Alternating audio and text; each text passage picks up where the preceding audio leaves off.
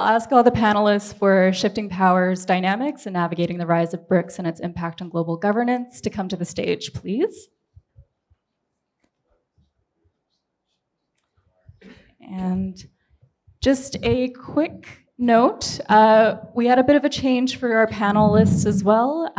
Tess, who was going to be on our panel, is not feeling super well, but I do encourage Tess, if you want to join in on the Q&A session afterwards, that you're more than welcome to. Really thrilled to introduce Filip Noubel, who is going to be our moderator. He is a managing editor at Global Voices, and as well as the China analyst at AMO, a Czech think tank. Welcome, everyone. It's a great pleasure and an honor to moderate this very impressive panel.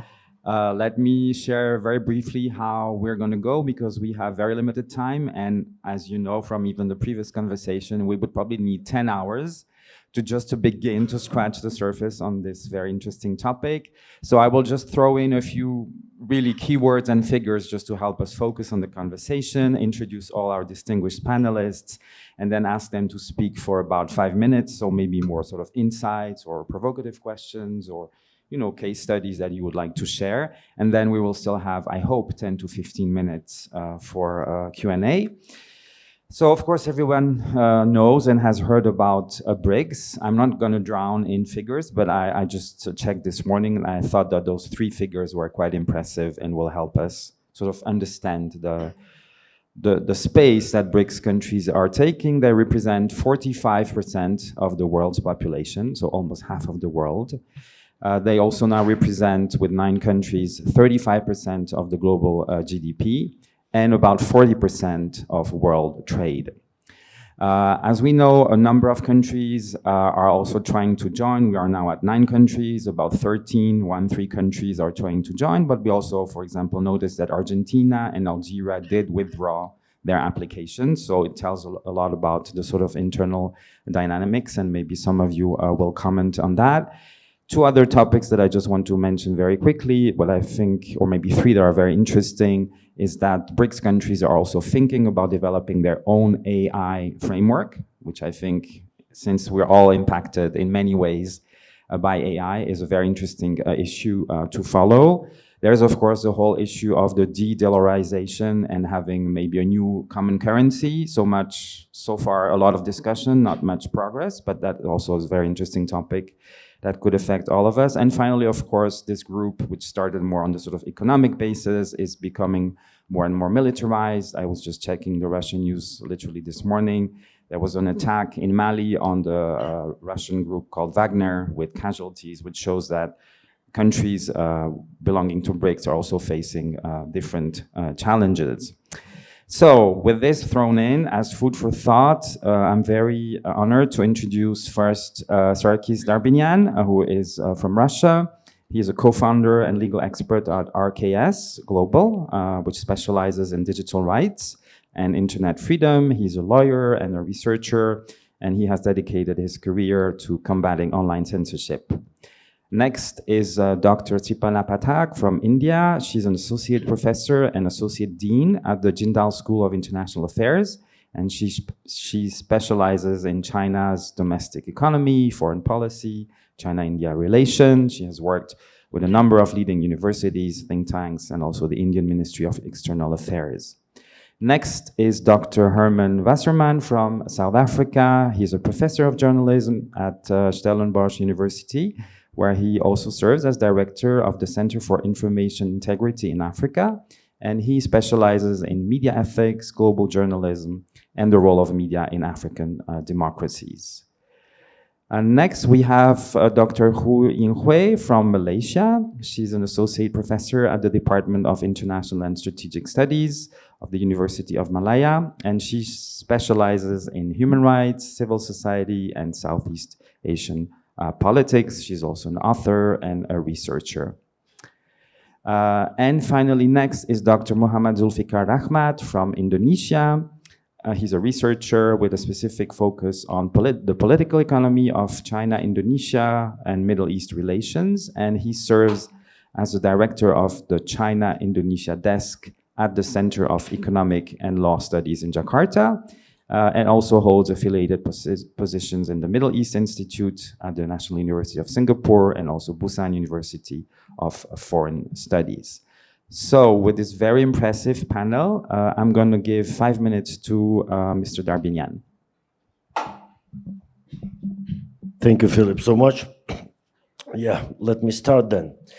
Well, BRICS is becoming a really increasingly influential organization in the global south, reflecting reflecting the growing disconnect with the current Western-led world order. And Russia, which continues its bloody war in Ukraine for almost 3 years, and that's why it became the most sanctioned country in the world. The imposed sanctions are more than sanctions for Iran for now. And now, of course, Russia is amplifying this voice, trying to find a good company for itself who will share its view on a new world order based on a brutal force and the domination of the interest of authorities, officials, and bunch of oligarchs over the rights of people. And last month in Kazan, in Tatarstan, happened the new BRICS summit. As many of you know, the summit welcomed 4 new organizations, and now we should call it, I don't know how, BRICS UAE, yeah? Well, me as a human rights activist was not so happy to see 4 new friends of Russia that are in the end of the ranking of internet freedom by Reporters Without Borders and Freedom House. And it seems not like an alliance anymore, but as you know, very organized gang that is going to make what they are doing with no connection of human rights, right to privacy, and right to speak. And Russia is now playing important role in setting this standard within the BRICS. China, of course, is the main partner in the world for Russia and is trying to support it. But for now, Russia is focusing on 2 key areas that I wanted just to talk about. First one is control of cyberspace and internet sovereignty. And Russia is promoting digital sovereignty as a new principle of international law at the United Nations. Well, you know that in September in New York, the Pact of the Future was adopted with the Global Digital Compact, and Russia not only sabotaged this international treaty, but also made it clear that it was not even going to discuss any international law of common regulation of online platforms, AI, and cyberspace. Infection of the sovereignty of the digital space has already happened. And from one hand, we see that UN blah, blah, talking about the one platform, one internet, and on the other hand, we see that internet is falling apart. And this infection already happened. We could not stop it, and we have seen it during the discussion of the new convention of cybercrime, which is to replace Budapest Convention. And now we see that some European countries have already started to say that digital sovereignty is not so bad thing. But sovereignty is always about building a wall. And now we see how this wall is being built in Russia, and Russian authorities are doing a lot for, disconnect Russian internet from global internet. And recently they allocated $1 billion to just close all the VPNs once and for all. And Russian authorities, of course, are sharing their experience with Cyberspace Administration of PRC with Iran and other countries to make online censorship more effective. And another thing is creating alternative payment mechanism that can bypass the domination of US dollars. And of course, Russia is trying to use crypto and blockchain to replace SWIFT and circumvent sanctions. Waging war and maintaining a sovereign internet requires a lot of technologies that Russia does not have. And of course, because of the sanctions, they cannot buy this on the free market, but they use different proxy countries and different clever logistics scams how to bring this technique, this equipment to Russia. But that's not the main problem, how to bring this to Russia. The main problem is how to pay, because the BRICS partners do not want to accept ruble. And that's why the idea of BRICS Pay happened.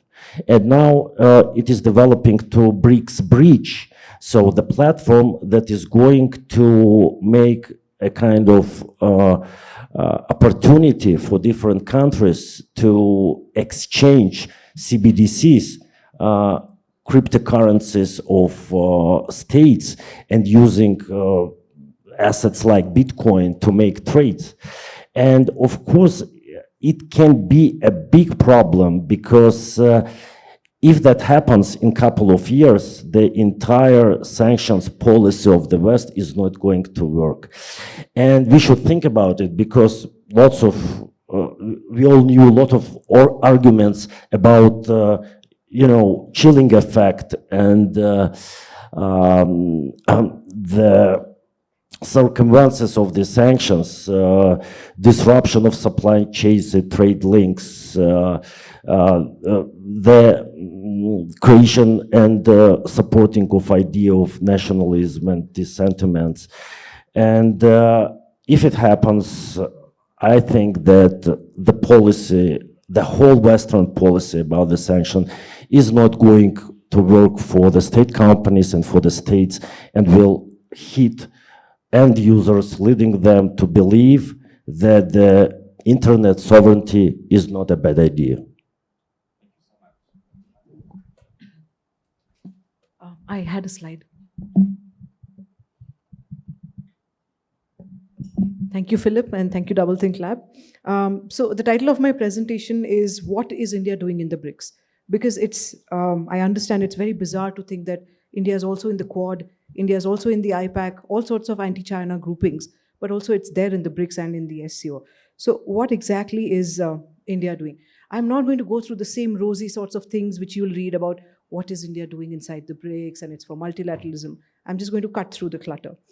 The Chinese economy has tanked, and in myriad sorts of ways, be it its real estate sector, be it declining exports, it has tanked. But India's economy is growing. As stated by the World Bank, India has the highest growth rates in the world right now at 8%. India needs to grow continuously, so that, not just because it's a benign country, every country is rational, not just because it wants to stabilize the growth, but it can address its own growth issues, its own inequality issues, and employment issues. So India needs markets and viable partnerships without getting into politics. BRICS gives India the platform. The term BRIC, B-R-I-C, was coined in 2001 by the Goldman and Sachs because these 4 countries were economically doing really well. That relevance still stays for India because India is doing really well economically right now. So it is in the BRICS. Now, every single year when there's the declaration, Russia and China want to use it as an anti-West sort of grouping, and they talk about hegemony, etc. India does not sign on to that, because if you see trade statistics, for the last 2 years, the US was our largest trading partner. This year, it's the EU. So we don't want to make an enemy out of partners which are actually helping us in trade. US actually has a trade deficit with India, as opposed to China, with which we have had trade deficits for like 20 years now. When within BRICS, the BRI is endorsed, it's a big headache for India, because India is one of the only 3 countries in the world which never signed on to the BRI. So we refrain. And of course, the BRI also, it exploits our sovereignty, it violates our sovereignty. Now, if China wants to project the West as hegemonic, I think in the last session, we heard one of the speakers also said China uses this narrative, especially in Africa, Latin America, that Global South is a country which is, Global South is a region, group of countries which is exploited by the West. they are colonizers, they are hegemonic. India has been colonized. So India is also a post-colonial society and a very important leader or a voice of the global south. We did that last year in the G20 and did the thing which was impossible, got Russia, China, and US to sign a joint declaration and mentioned the term war in it. It was assumed by the world that it'll not happen, but we got it done. What we want to do in the BRICS right now is to showcase that there is another option. If China is just projecting there are just two options in the world, the West versus China, there's also a third option. Historically, India has always stayed neutral or non-aligned. When there was a Cold War, the world was divided, there was a third way out, being non-aligned. We stay neutral till date because we have our own wars. We are still holding the PLA down at our borders, which could have very well be used to unleash a bigger attack on Taiwan because Western Theater Command holds down the Indian army. So what exactly, again, are we doing inside the BRICS? If China is talking about equality, BRICS is a great platform, and an expanded BRICS is an even greater platform. Give us equality. Because if you don't, you're the same as the West. So India needs to stay inside that organization. India's project completion in several South Asian countries is much better than China's. It's just that India has never been able to project it. I was the regional partner for Nepal this year. Our projects are completed, but we've not built the narrative. China comes in and pushes this narrative that China does better, etc. We will do that within the BRICS and every other organization. Now, it is quoted with these terms like multilateralism, etc. If you do a speech analysis of Prime Minister Modi's speech, he talked about India's proactive role in shaping a multipolar, inclusive, and sustainable world. China also says all of that, yeah. But India actually has facts and figures and statistics to prove that it's actually done it. We don't have the deep pockets, but there's a third option. Prime Minister Modi mentioned multipolar 4 times, inclusive 5 times, sustainable thrice. He mentioned economic cooperation twice, and even told Putin at the BRICS that there needs to be peace in Ukraine. That's something which would not be possible with Western countries because Putin probably would not speak to them. So it's better that one is inside the room and can make such statements and try to get somewhere closer to peace. These platforms, especially BRICS, help India to show that it's not just, the world is not just a choice between the US and China. There are other options as well. One does not need to ally or align completely. There can be mutual interest. So that's what India is doing in the BRICS. Thank you. Hello, thanks for this opportunity. My research focuses mostly on the media, so I'll just take a media lens through to BRICS and geopolitics. And I think the rise of the BRICS alignment and with a specific focus on South Africa, which I'll present. I think the media, it's important to look at the media as a sort of lens or a vehicle to understand how the BRICS alignment within itself changes and shifts. We've heard some of the expansion of it, but also some of the tensions, I think, and contradictions within the group. Because there are actually quite big differences in the media systems in the BRICS group, as there are also in its political systems. So it's not always a useful analytical tool to understand media, but it's an interesting barometer, I think, of broader geopolitical alliances and shifts. And yeah, I think we've especially seen China and Russia play an oversized influence in media systems and also on the African continent. As far as China is concerned, I think we could also see some shifts. And I'd like to highlight 3 big moments or phases, and they're not distinct necessarily, they also overlap. But the first phase, around a decade ago, when there was China's re-entry into Africa, the economic assistance and so on, we've seen much scholarly attention, also maybe some panic around the increased activity of Chinese media in Africa. And also with my colleague Danny Madrid-Morales, we've looked at the influence of Chinese media in Africa. And we could see 6 broad categories. We saw content production, producing programs for China Global Television Network, Xinhua, China Africa Magazine. The second category, content distribution, like the paid TV platform Star Times. Third was infrastructure development, so the expansion of cell phone networks. Then we looked at direct investment, and this is important, I think, from a South African point of view, and I'll return to that. Direct investment and Chinese investment in the purchase of a local media company called Independent Media. ironically perhaps. The exchange and training programs such as African journalists, student scholarships, etc. We've also heard of junkets in the previous panel. And then public opinion management. And this, I think, has become more important, especially as the emphasis is shifting towards what's happening on social media. So we've seen increasingly social media posts by Chinese diplomats and journalists. And our research has also raised questions about how effective these attempts have been. So Danny in the previous panel mentioned Chinese, or the lack of Chinese influence in elections. And, you know, there's clearly an expansion of Chinese footprint in African media. But the question is, that our research has posed, and actually how effective it has been. How big is the uptake and how big has the impact been? So that, I think, is the sort of first phase, which is the sort of soft power phase. And then the second phase, or the second moment, and this, I think, especially in recent years, we've seen the public opinion management aspect becoming more to the fore, and that has become more assertive, more aggressive even, especially online. The role that has been played, for instance, by the so-called wolf warrior diplomats. What we've seen in that phase, I think, is also interestingly the collaboration or the use of local media outlets that promote and amplify and to some extent launder the notion of information laundering that local media outlets do for Chinese media. We've seen again here the independent media group, IOL, Independent Online, that would, for instance, use stories that were planted there or that were sort of fed, some conspiracy theories, disinformation, and then that gets reported back and gets amplified back through Chinese media and other outlets. So that sort of information laundering, that sort of use of local influences, local organizations to launder media.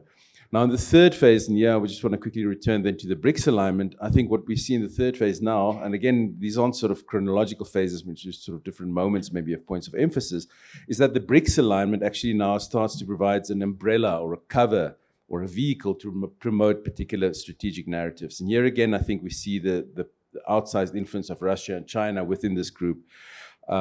So we see some collaboration between BRICS members. So for instance, when RT's feed was cut from Europe to the MultiChoice in South Africa, the StarSat continued to carry that. But StarSat in South Africa is currently also in a battle with the local regulator, ICASA, about its license renewal. So there's some tension around that. The TV BRICS online platform was created by Putin. Strong pro-Russia content is presented as a BRICS sort of alignment media outlet, but it's actually quite strongly pro-Russia. And here again, we see a collaboration between the BRICS TV and Independent Online. So we see that platform using local media to promote it. And it's very much as a vehicle for pro-Russia content that might be more problematic to present in other platforms. We've also seen buzzers, for instance, online, South African, sometimes aligned with particular local political movements and political groups like MK and EFF that amplify pro-Russian content online. So in conclusion, just to say that I think through the media, if we look at the media, both the sort of legacy media, broadcast media, but especially also now on social media, we see how particular members of the BRICS group gain more influence, but how different collaborations are emerging between the BRICS media outlets, and especially then how local influencers and media outlets promote those strategic narratives. But I think in future, what we'll see increasingly maybe is differences emerging among BRICS members around the media because they have very different media systems, also different commitments to free speech, independent journalism, etc. So I see some fragmentation, some internal collaboration, but also some differences emerging. Hi, good morning all. This is a very interesting and exciting time to actually talk about Malaysia and BRICS. And this month is exactly the 2 years since our Prime Minister Anwar Ibrahim's administrations. What makes it very interesting for this BRIC is that I'm going to tackle this Malaysia joining BRICS from the domestic lens because from my observations is that domestic factors play a lot of roles in terms of how and why Malaysia under Anwar Ibrahim wanted to establish a stronger middle powermanship at the global arena. So with just provide a little bit of context about the political situation in Malaysia in case some of you who are not familiar with it, because it is very important to set the background of understanding these particular issues. Is that Malaysia, for the very first time since our independence in 1957, managed to change the government only in 2018. So for the past more than 60 years, we have been put under the same ruling governments. So with the 2018 political change until today, it is only 2024, we have changed 4 prime minister. So Anwar Ibrahim is the 4th prime minister in Malaysia. So you will see that from this context, there's a political instabilities and very fragile kind of coalitions that happening within Malaysia itself that can actually explain why Anwar Ibrahim, who was previously being praised as a reformist and as a pro-democracy icon by the West. So with his, not his actually, Malaysia's position very strongly on the Palestinian issues and also joining the BRICS itself, many of the West policymakers, including the foreign embassies based in Malaysia, is very unhappy with how and why Malaysia is moving towards the directions of, they were saying that, okay, fine, Malaysia's relationship with China. So this year is the 50th anniversary of Malaysia-China relations. But at the same time, some of them also raised, why is Russia? Why did Anwar Ibrahim visited Russia? But it has a lot to do with what happened domestically. Just now, Filip was mentioning about the US dollar.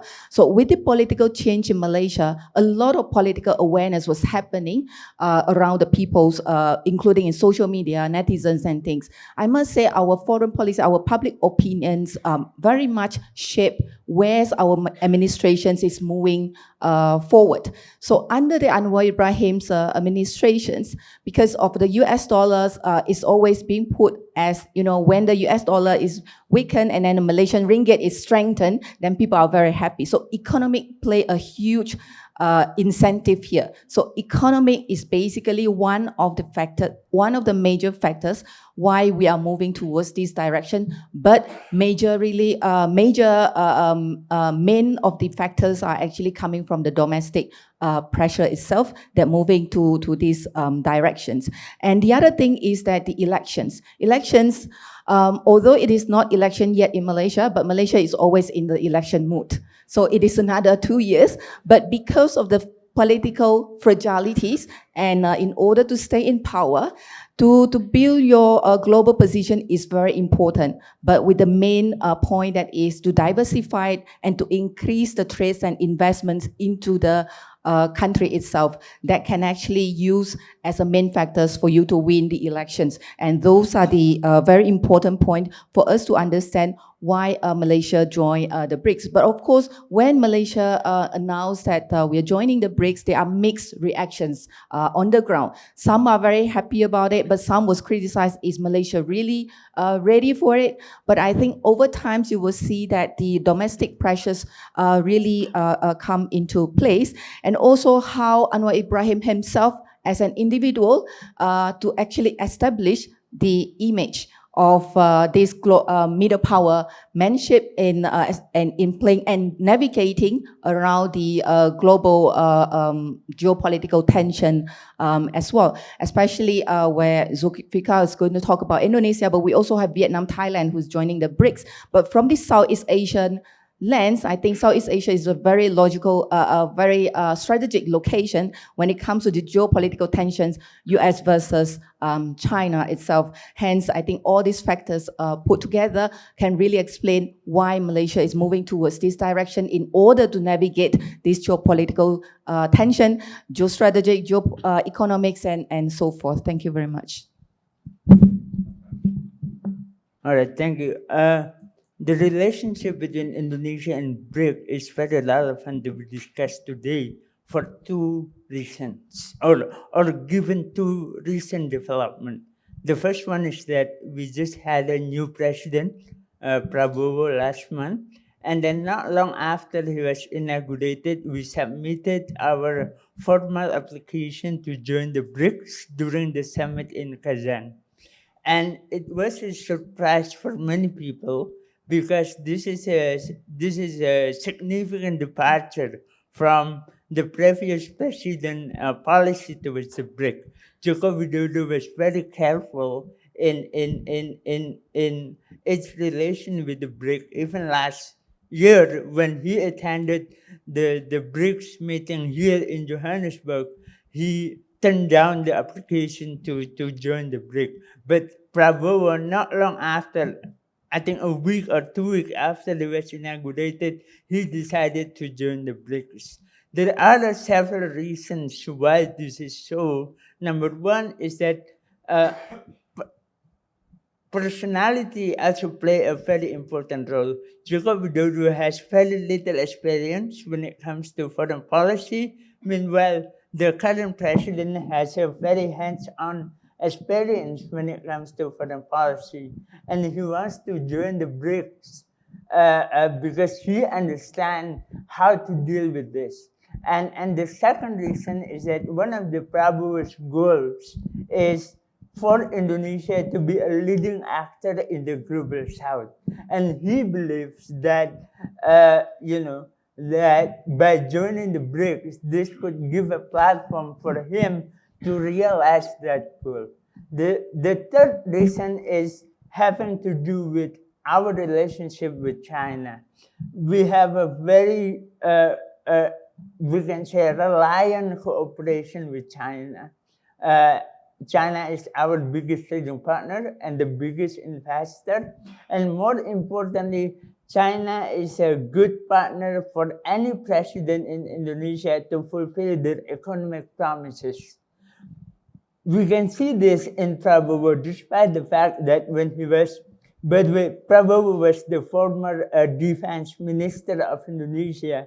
And during his tenure as a defense minister, he was very tough in regards to China's position in the South China Sea. But 2 weeks ago, when he went to Beijing, he signed an agreement with China for a joint development in the South China Sea. We can see how, I think, economic factors play an important role. And over the years, China has been trying to invite Indonesia to join the BRICS. I think by submitting a formal application to join the BRICS, Prabowo hopes that it can strengthen its relationship with China, which is very important for him to fulfill a lot of his economic promises. The critics on the ground is that by joining the BRICS, as you may know, that Indonesia is very well known for its foreign policy principle, which is non-aligned, or we call it free and active foreign policy. The worry is that by joining the BRICS, our reliance and our dependency on China will increase, and this will have significant impact not only on our economic, but also on our political or foreign policy stance, including the South China Sea as well. Thank you.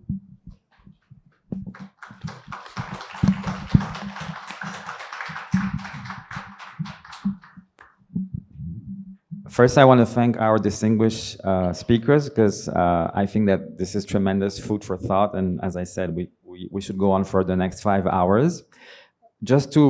I won't even attempt to summarize, but for me, the key word that I've heard from your presentations is really sovereignty and the power relations. And there's definitely a lot of you mentioned China and Russia as leading. You could also argue are as bullying. And what about the other countries that, in terms of political influence and economic size?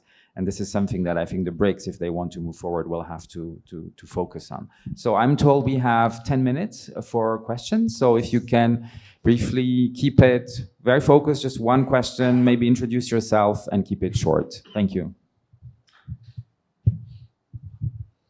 Hi, this is Iverson from Taiwan University, Estonia, focusing on Sino-Hong Kong legal borders and formerly interested in EU-Russia relations.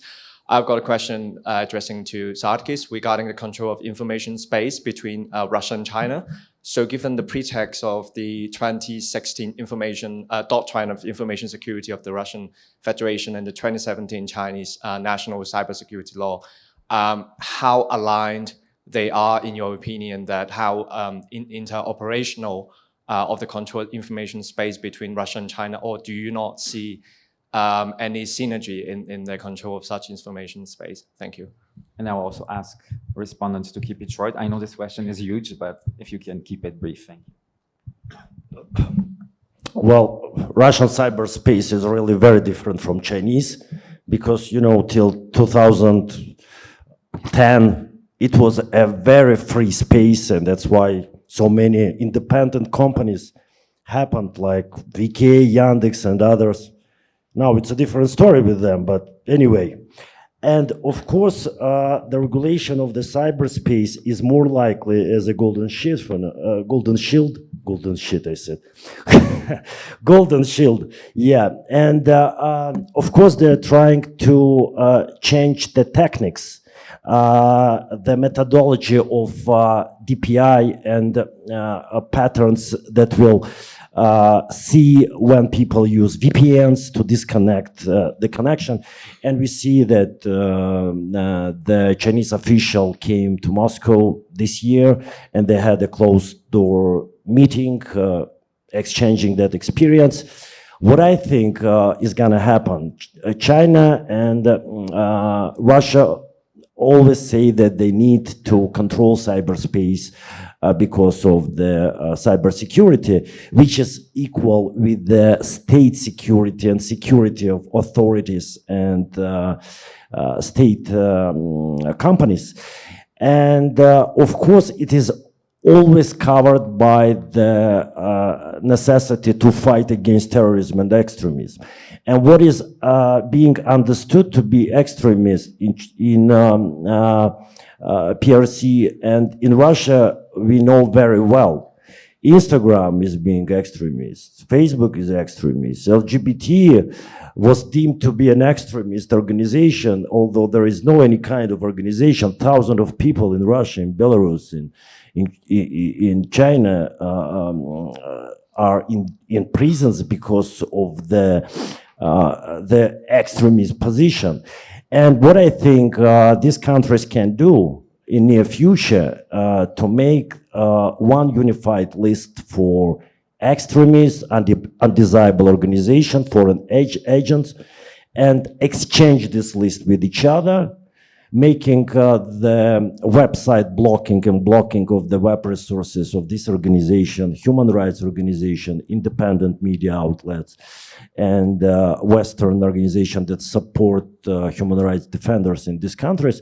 And that's what can happen in the near future. So the exchange of this list and unifying of the blacklist of these countries.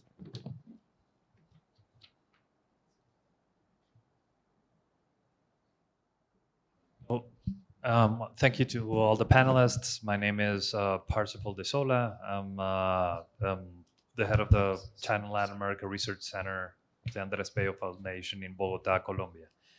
I guess any of you could answer my question, but it's always been a perspective, especially coming from South America and Brazil being one of the members of the BRICS, that the reasons why all these countries and even BRICS Plus are in the group are very different. And I think all your presentations are put this explicitly.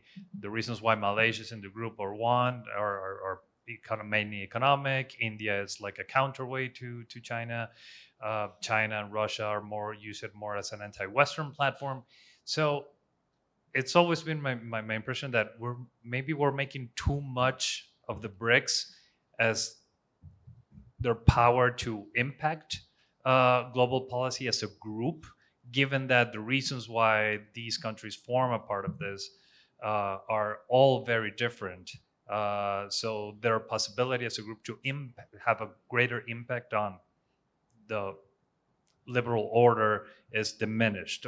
What would you say to that argument? Thank you. Thank you, Parsifal, for this great question. Maybe Dr. Pathak? Thank you. I agree with you that, sometimes it's a bit overstated that these groupings can change the whole liberal established world order. India is an important member of the established world order. We follow a rules-based international order. China does not like us for that. But yes, we are in the group. So there are going to be multiple differences, primarily between India and China in this. You had mentioned de-dollarization. We've said no to de-dollarization. Doesn't work well for us at all. We've said, yes, we will trade in local currencies. We've been expanding to South Asia and to a few other countries on as to how we can use the UPI for transactions in Indian rupees. But that's very, very minuscule.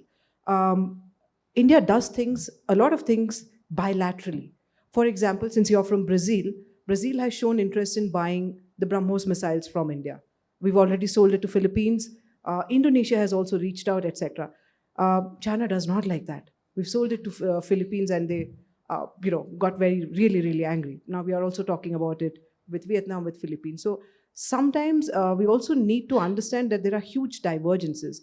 For India, we stay inside because it's always important to listen to what's happening inside a room and then affect changes rather than being outside. So India is never going to leave the BRICS, but it might just be painful for China especially. Well, I can just say, agree. I think there's a lot of, in terms of the media, I mean, huge divergences in terms of media systems. And I think BRICS, if BRICS is going to be used as sort of almost like a smokescreen, I think, for particular interests within the group, I think we'll see more tensions from within specific media systems like the South African one. I think there will be some resistance and some certainly some fragmentation. So I agree. I think this is sort of more of a pragmatic sort of grouping than a unified and a sort of logical one. I just want to add that it's very true that BRICS is a very loose organization at the moment, and that is why a country like Indonesia, for example, despite the fact that by Indonesia joining BRICS, it has been criticized for aligning to China, but the president has mentioned that BRICS is a very loose organization, has no requirement, has no obligation. It is a gang, a group that everyone can join. So yeah, it's a very loose organization. And one thing, especially in the context of Indonesia, at the same time that we are trying to join the BRICS, we are also trying to join the OECD. And of course, joining OECD is not an easy thing. There are some regulation, there are some requirements that need to be fulfilled. While joining BRICS was, you just need to submit the application, and there are not much requirement in it. Yes, it is a loose organization. I agree. Thank you. Just a very quick one. I'm not sure what Trump is going to do the next, but at least I think we can see the world is it is no longer new that it is multipolarities that actually governing this world order that we see. But I think at least from the countries that such as Malaysia that is not yet that influential, but basically in between, they are seriously navigating what's going to happen to them, because that is why the local language is always, while we are with BRICS, but at the same time, we're also with the Indo-Pacific Economic Frameworks. So we are everywhere. But that is also the result, not only domestically from what I mentioned with the BRICS, but also the result from what happens with these geopolitical tensions that causing all these different powers that are not influential as big as Russia, India, and so forth, that have to survive within this system. Thank you.